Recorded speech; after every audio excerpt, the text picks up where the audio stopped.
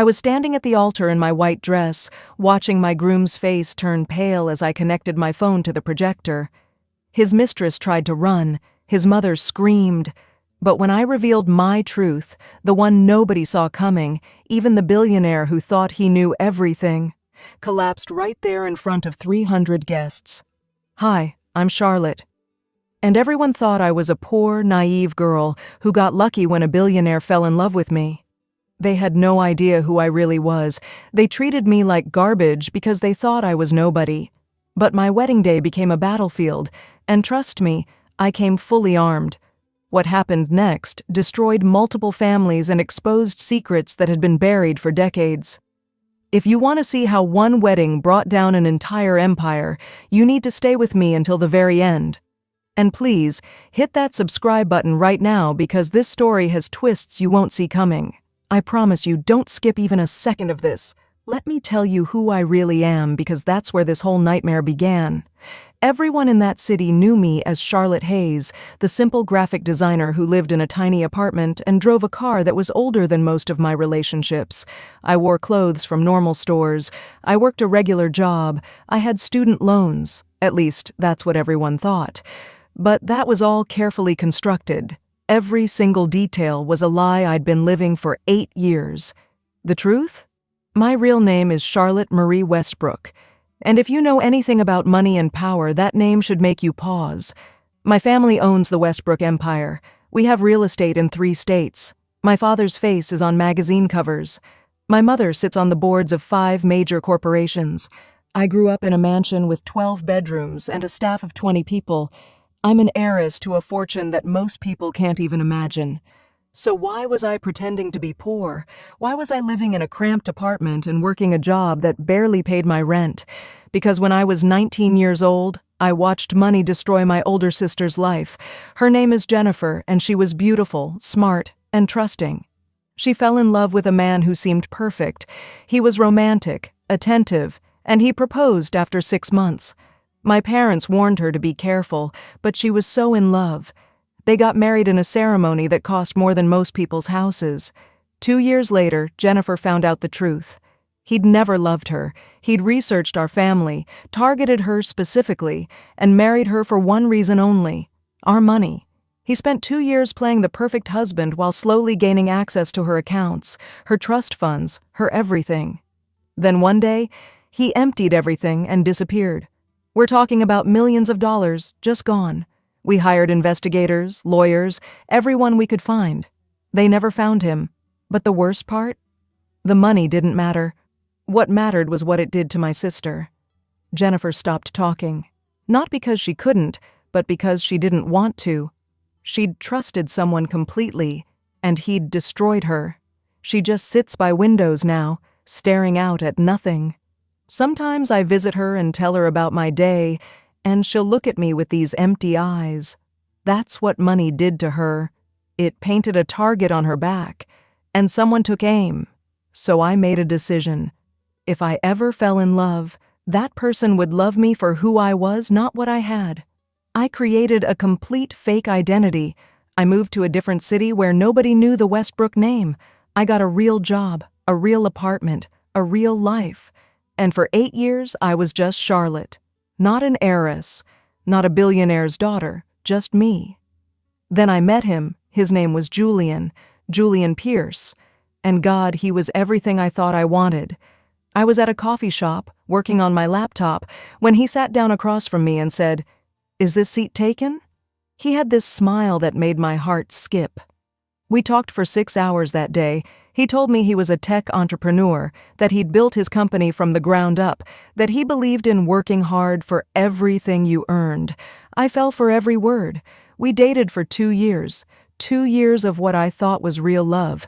He'd bring me flowers from the bodega down the street. We'd cook dinner together in my tiny kitchen. He'd hold me at night and whisper about our future. I thought I'd finally found someone who loved me for me. I was so stupid, so incredibly stupid. But then I met his family, and everything started to crack. His mother's name was Patricia, and from the moment she laid eyes on me, I knew she hated me. The first time Julian brought me to their house, this massive estate with gates and guards, Patricia looked me up and down like I was something dirty she'd found on her shoe. She actually asked me if my dress was from a thrift store. When I said yes, trying to be honest, she laughed. Not a kind laugh, a cruel one. His father, George, was even worse. He wouldn't even look at me. During that first dinner, I tried to make conversation. I asked him about his business, about his hobbies, about anything. He answered in one-word responses while staring at his plate. After dinner, I heard him tell Julian, "Really? That's the best you could do?" I pretended not to hear, but Julian just shrugged. The cruelty got worse over time. Patricia would grab my clothes and critique everything. Once, she threw away my winter coat because she said it was embarrassing to be seen with me wearing it. She made me sit at a separate table during family dinners because I didn't match the aesthetic of their dining room. She'd introduce me to their friends as Julian's little experiment. When I tried to talk to Julian about how his mother treated me, he'd sigh and say, "She's just protective." "You're being too sensitive, Charlotte." And then there was Sophia Martinez. Julian called her his best friend and business partner. They'd known each other since college. She had access to everything in his life, his house, his office, his schedule. She'd walk into his apartment without knocking. She had her own key. When I asked why, Julian said, "We're basically siblings. Stop being so insecure." But the way she looked at him wasn't sisterly, and the way she looked at me was pure hatred. Sophia would touch Julian constantly. She'd put her hand on his arm, lean close to whisper in his ear, laugh at everything he said. She called me Julian's little charity project to my face. Once, at a dinner party, she told a group of people, "Julian likes to rescue things. Stray dogs, struggling artists, broke girlfriends." Everyone laughed. Julian didn't defend me. He just smiled uncomfortably and changed the subject. I should have left. Every red flag was there, waving frantically. But I loved him, or I loved who I thought he was, and I kept telling myself that if I just tried harder, if I just proved myself worthy, his family would accept me. I was so desperate to believe that someone could love me without knowing about my money that I ignored every warning sign. 1 month before our wedding, Patricia cornered me in a bathroom at their house. We'd just finished a family dinner where she'd spent 2 hours criticizing everything from my posture to my laugh. I was washing my hands when she walked in and locked the door behind her. She stood there, blocking the exit, and smiled this cold smile. "You'll never be good enough for this family," she said quietly. Her voice was calm, which made it more terrifying. "We're only tolerating you because Julian insists on this charade, but marriages fall apart, dear, and when this one does, you'll leave with nothing. Not a penny, not a memory, nothing." She grabbed my arm then, her nails digging into my skin hard enough to leave marks. "After you sign those papers at the wedding, you belong to us. You'll smile when we tell you to smile.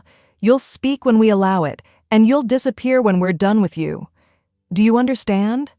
I looked at her hand on my arm, at the crescent-shaped marks her nails were leaving. Then I looked into her eyes and smiled. "Patricia," I said softly, "do you know what happens to people who threaten a Westbrook?" She looked confused. "What?" "You're about to find out." I didn't explain.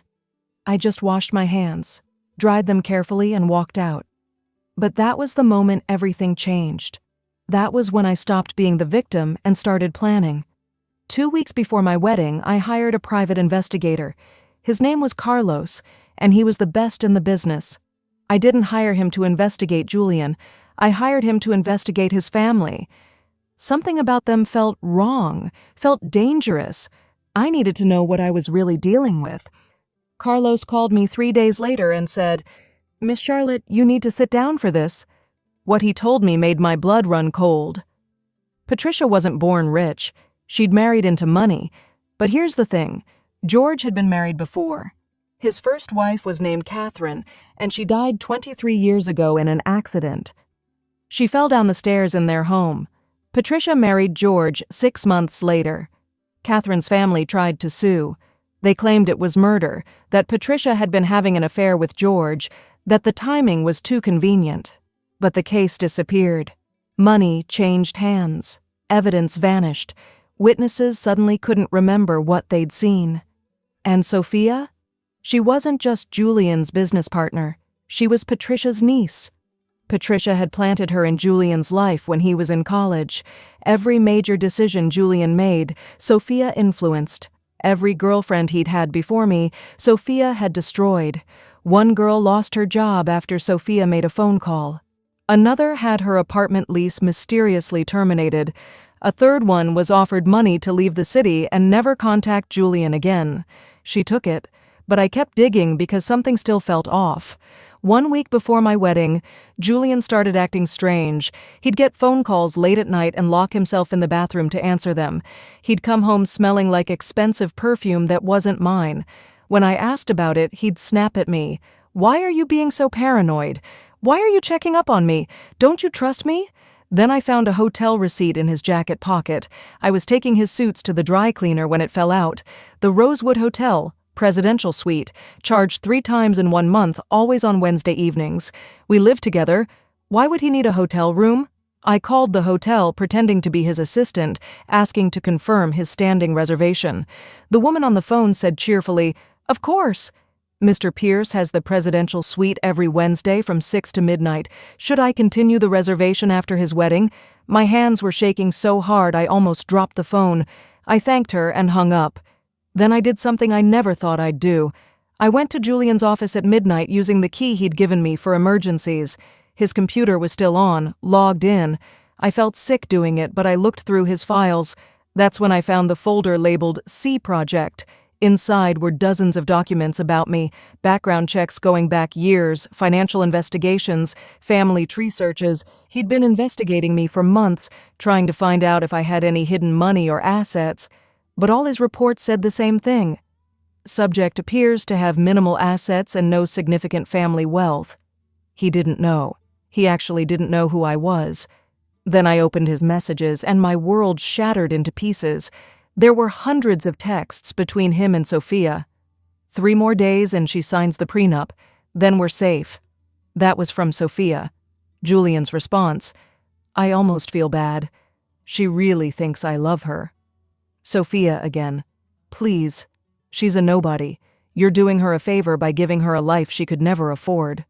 Julian. "Once we're married and she signs everything, we can go back to normal. I miss you, babe." Sophia. "I miss you too. Can't wait until this is over and we can stop pretending." I sat in his office chair, staring at those messages, and something inside me died. Or maybe it was reborn. I don't know. But I wasn't crying. I was calm, eerily calm. I kept reading. The family group chat was even worse. Patricia, "I can't believe we have to pretend to like this trash for 3 more days." She chews with her mouth open like an animal. George, "At least the prenup protects everything. When Julian divorces her in a year, she gets $50,000 and a used car. That's generous for someone like her." Sophia, "I'm taking bets on how long it takes before she signs. I give her 2 minutes after the ceremony. She'll be so grateful to be married she won't even read it." Patricia, "The stupid girl probably thinks she's Cinderella. Wait until she realizes she married into a business arrangement." Julian, "Let's just get through this. Once it's legal, Charlotte becomes useful in other ways. The Hong Kong investors want to work with family men. She's perfect for that image. Stable wife, eventual kids, the whole package." But then I found something that made everything else look like child's play. It was an email from Patricia to a lawyer. The subject line was, "Prenup modification urgent." The email said, "Modify the prenup as discussed. Make sure Clause 7B is activated and properly documented. We can't have any complications." I looked up Clause 7B in the prenup document. It said that if Julian died within the first year of marriage, everything would go to his designated beneficiary. Not his wife, his designated beneficiary. And when I checked who that was, I saw Sophia's name. There was also a life insurance policy attached. $10 million, payable to Sophia if anything happened to Julian in the first year. They weren't just planning to humiliate me. They weren't just planning to use me for Julian's business image. They were planning something much darker, and I was standing right in the middle of it. For the first time in 8 years, I called my father. It was 3 in the morning. He answered on the first ring. "Charlotte? Baby girl, is everything okay?" "Dad," I said, and my voice was steady, "I need the family lawyers. All of them. I need them at my apartment in 2 hours. And Dad, I need you to trust me." There was a pause. Then he said, "I'll be there in 1 hour." My father arrived with 6 lawyers, 2 investigators, and my mother, who'd been crying. She hugged me so tightly I could barely breathe. "My baby," she whispered, "we've missed you so much." I hugged her back, but I didn't have time for emotions. Not yet. We worked through the night. My lawyers went through everything I'd found. They discovered that Julian's company was built on fraud, fake investors, embezzled money, offshore accounts in 3 countries. Patricia and George were helping him launder money through their businesses. Sophia was cooking the books, creating false financial reports, hiding transactions. They'd built an empire on lies, and they'd defrauded 17 investors who'd trusted them. 12 of those investors had lost their life savings. One of them was a man named Mr. Peterson. He was 67 years old, retired, and he'd invested his entire retirement fund in Julian's company based on fake reports that Sophia had created. When the money disappeared, he couldn't face his wife. He left her a note saying he'd failed her, that he was sorry, that he couldn't live with the shame. Then he walked into his garage and never came out. His wife found him 3 hours later. I read that investigation report and I made a decision. I wasn't just going to expose them, I was going to destroy them. And I was going to make sure everyone saw exactly who these people were. On my wedding day, I woke up at 5 in the morning. I didn't feel nervous. I felt powerful. I put on my wedding dress, a custom gown that my father had secretly commissioned from a designer in Paris. It cost $50,000. I did my makeup perfectly. I looked at myself in the mirror and barely recognized the woman staring back. She looked like a warrior in white. My father knocked on my door. "Charlotte, are you sure about this?" he asked.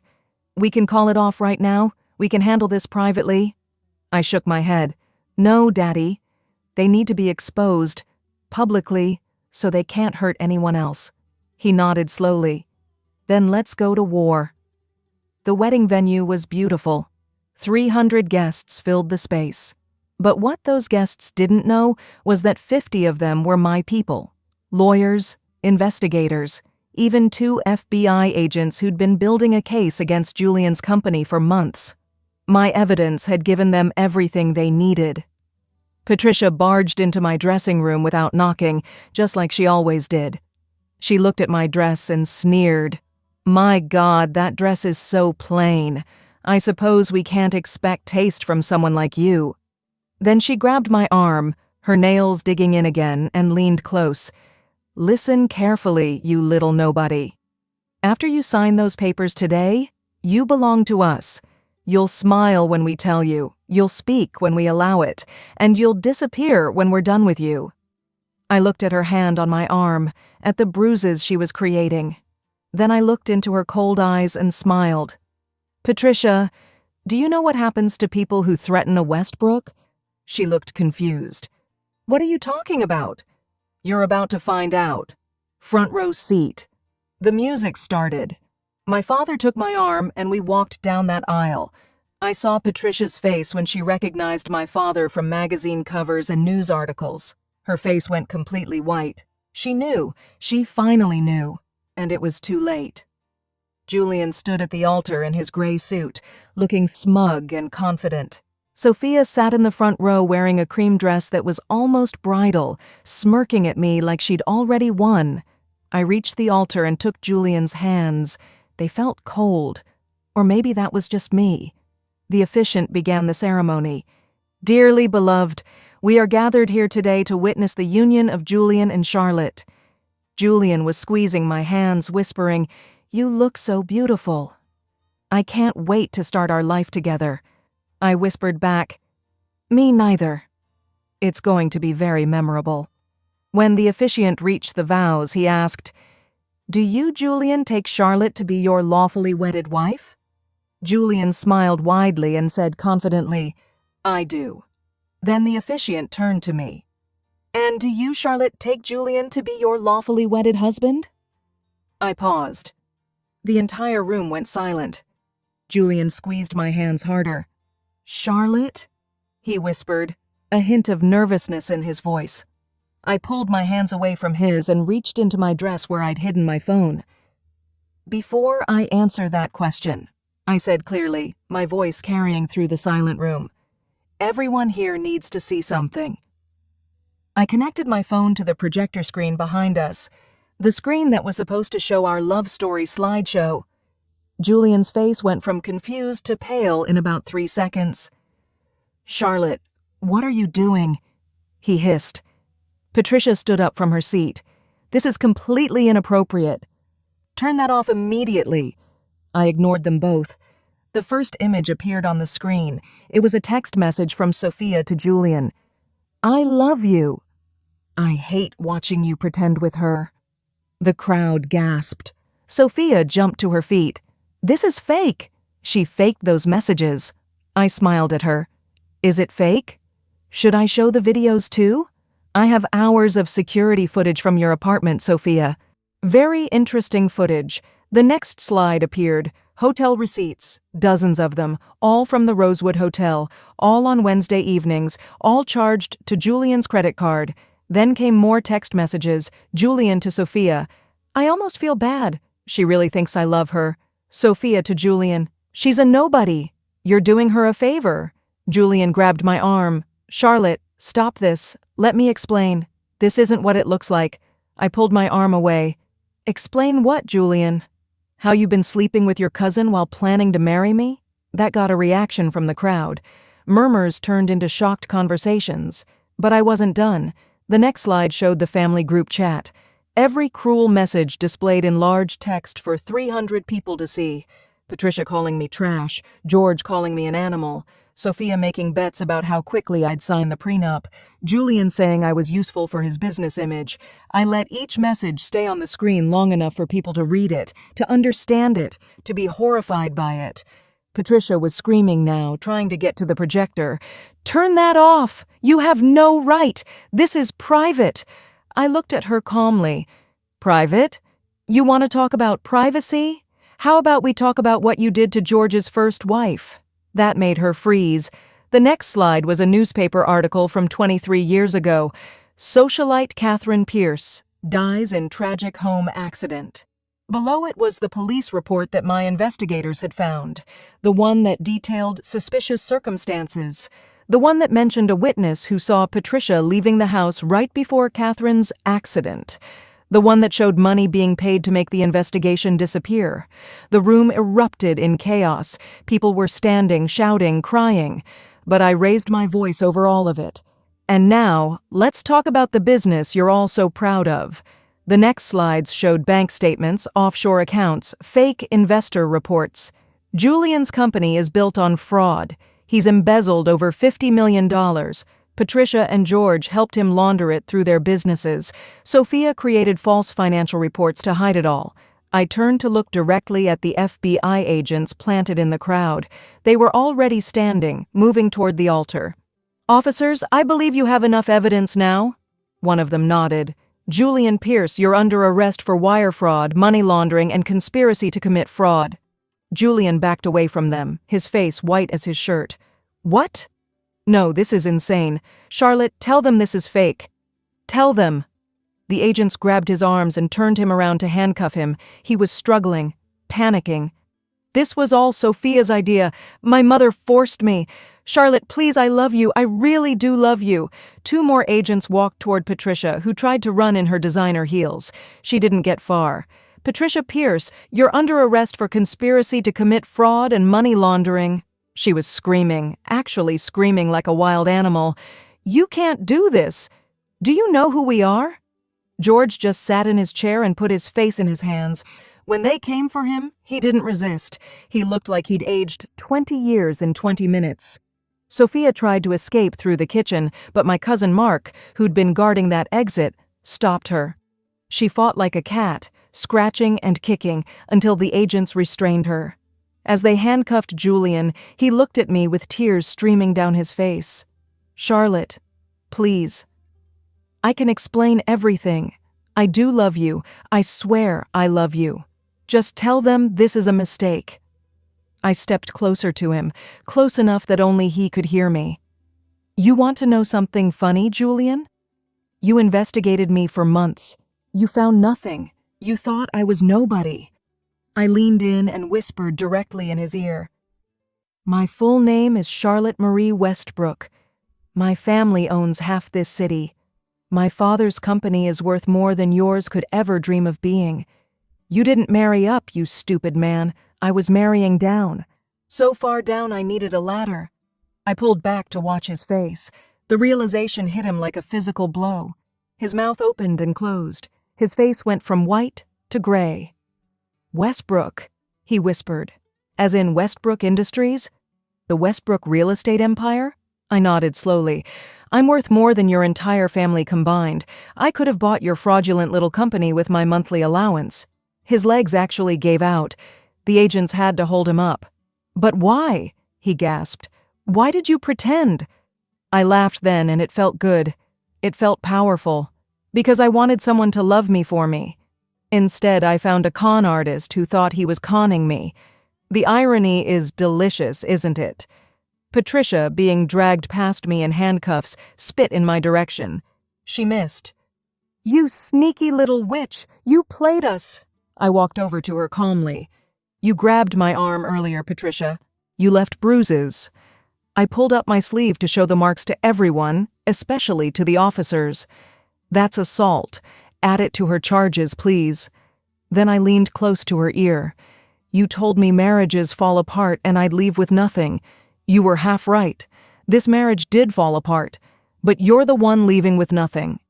Actually, less than nothing. You're leaving with a prison sentence. Enjoy it. As they led Sophia past me, she tried one last time. We would have destroyed you.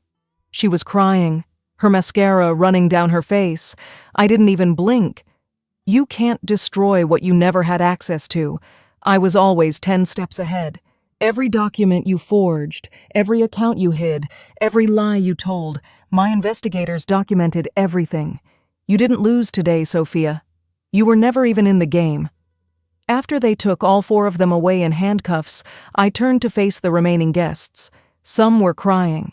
Some looked shocked. Some were actually cheering. I took the microphone from the stunned officiant. I apologize that your Saturday was wasted on this disaster, but I couldn't let these people hurt anyone else. Julian's company defrauded 17 investors. 12 of them lost their life savings. 3 of them attempted suicide. 1 of them succeeded. I let that sink in. The room was completely silent now. His name was Mr. Peterson. He was 67 years old. He invested his retirement money in Julian's company based on fake reports that Sophia created. When the money disappeared, he couldn't face his wife. He left a note saying he'd failed her. Then he walked into his garage and never came out. His wife found him 3 hours later. My voice cracked a little, but I kept going. I could have gone to the FBI privately. I could have had them arrested quietly, but then you wouldn't know.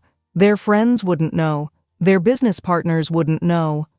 I needed everyone to see exactly who these people are. Monsters wearing expensive suits and designer dresses. I took a breath. You might think this is a victory for me, but I'm standing here in a wedding dress with no wedding. I spent 2 years loving someone who never existed.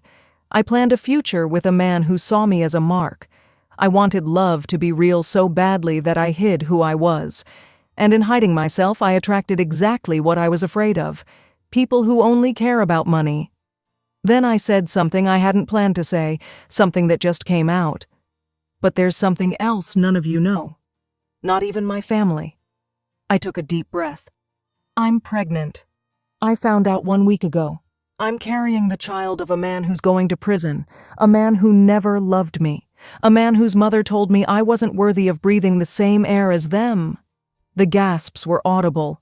My mother stood up from her seat, tears streaming down her face. I kept talking.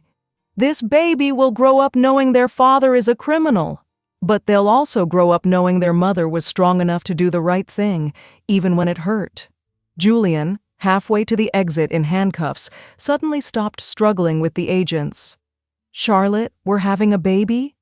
His voice broke. Tears were streaming down his face. "I know you won't believe me, but in the beginning, it was real.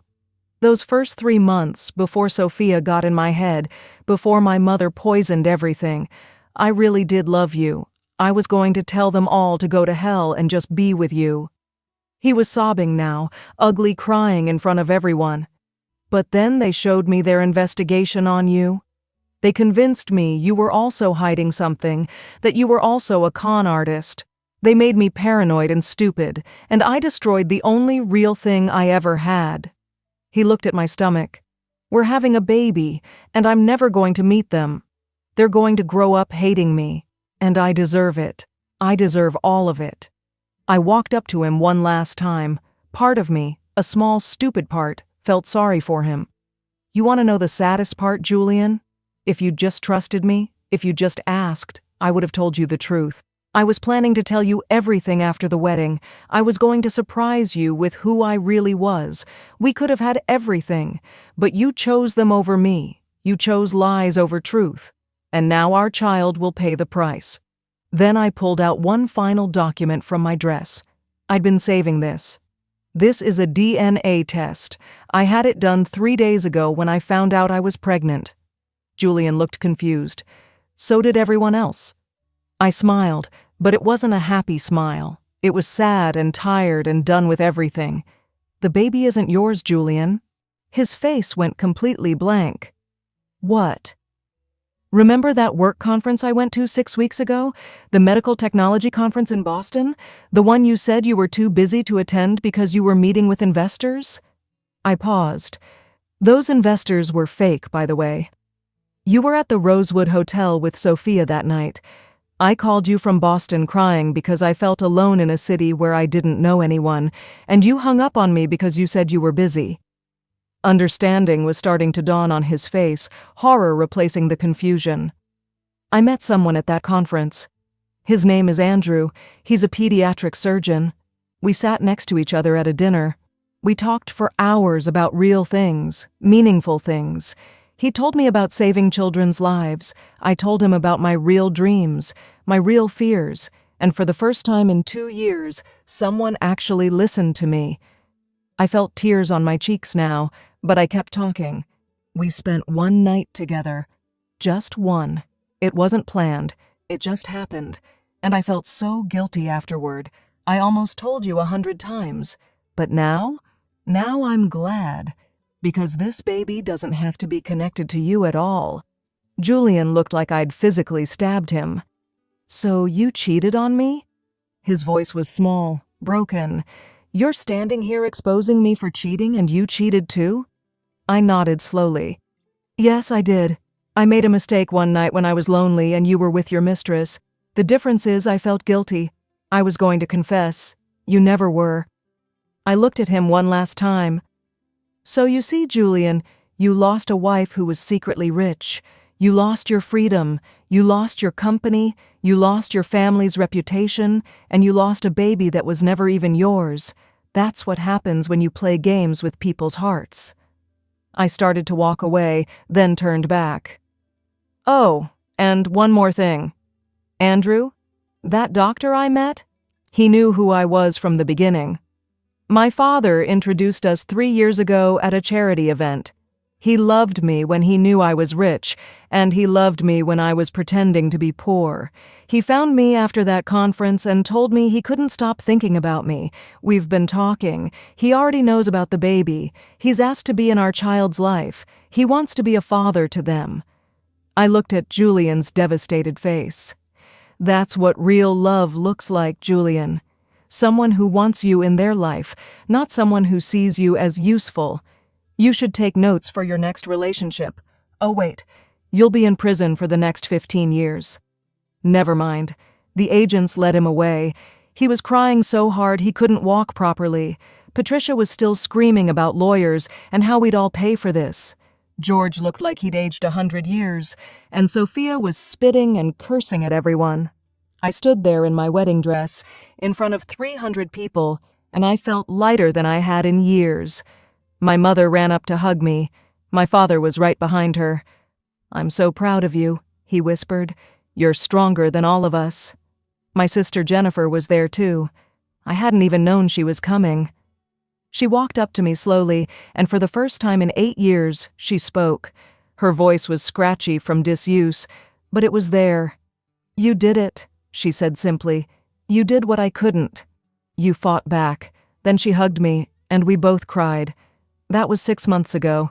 It's been quite a journey since then. Julian got 15 years for fraud and conspiracy. Patricia got 12 for money laundering and conspiracy. George got 10 and had a stroke in prison 3 months into his sentence.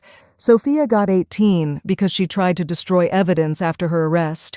They all appealed. They all lost. I'm 7 months pregnant now. My baby girl is kicking as I record this. Andrew comes to every doctor's appointment. We're taking things slow, figuring out what we are to each other. But he's wonderful. He's patient. He's honest. He holds my hand during ultrasounds and cries when he sees her moving on the screen. The 17 investors that Julian defrauded, I personally compensated all of them. It cost me $42 million. My father thought I was crazy, but I didn't care. When I handed Mr. Peterson's widow her check, she cried and told me, "You gave my husband justice. You gave him peace. That was worth every single penny." My sister Jennifer is talking again, not all the time, but she's trying. She's in therapy, working through her trauma. She told me last week that watching me stand up to Julian gave her hope that maybe she could heal too. We're planning to start a foundation together to help victims of financial fraud. We're going to call it Catherine's House, after George's first wife. People ask me all the time if I regret hiding who I was. They ask if I should have just been honest from the start, and honestly, I don't know the answer, because being fake helped me see who was real. My father, my mother, my sister, my friend Maya, and a man I barely knew but who chose honesty over everything else. They're still here. Everyone else is gone. Sometimes the worst day of your life becomes the best thing that ever happened to you, because it shows you the truth. And truth, no matter how painful, is always better than a beautiful lie. If you want to know what happened when Julian started sending me letters from prison, begging for forgiveness, leave a comment saying letters. If you want to know more about Andrew and whether we're still together, comment Andrew. And if you think I was wrong to hide who I was or wrong to expose them so publicly, I genuinely want to hear your opinion. Comment and let me know. Hit that subscribe button because my life is far from boring, and trust me, there's more to this story. Like how Patricia's secret daughter that nobody knew about showed up at my door 3 months ago looking for revenge. Or how Sophia is trying to write a book about her version of events from prison. But those are stories for another day. I'm Charlotte Westbrook. Thank you for listening to my story. And remember, never let anyone make you feel small, especially when you're standing on a mountain they can't even see. I'll see you in the next one.